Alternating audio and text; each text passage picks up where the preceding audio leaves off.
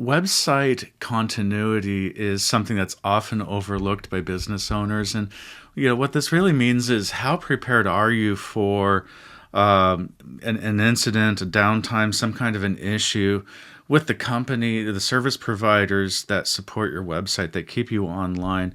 And I've been working with companies for the last 20 years, 25, 30 years, even in some cases. And I've come to rely on those companies. But recently, one of the companies that I rely on the most for hosting some of our more complicated websites, they have changed hands. They've changed ownership, and what's happened is that the support staff is no longer what they used to be, and new problems have been cropping up that are interfering with our ability to use their product or service. They've even changed billing practices. They're now billing us weeks in advance for the period that we're actually paying for, and they're sending past due notes. So let's say the service period that I'm paying for is going to be from November 1st to November 30th.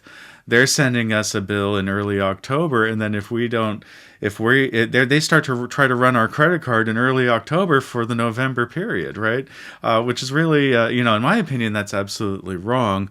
Because the due date of that bill should be, November 1st or the very, very end of October. You don't start billing for it before the actual due date.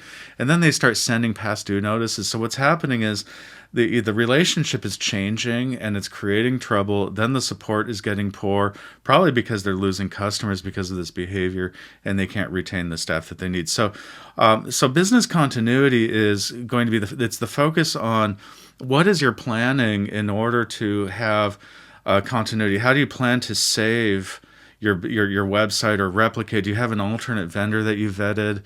What is that process of getting all of your information from these companies, and then making sure that you can have a smooth transition if it's affecting your marketing or the conversions, people, advertising is delivering traffic to your website. Are you going to have any downtime?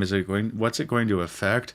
And then are there other people using the services that you're offering that will be affected? You want to plan for this in order to really make sure that there's that you're able to stay in business and that there's as little disruption to your business as possible. So planning ahead, understanding that these things can happen is really important.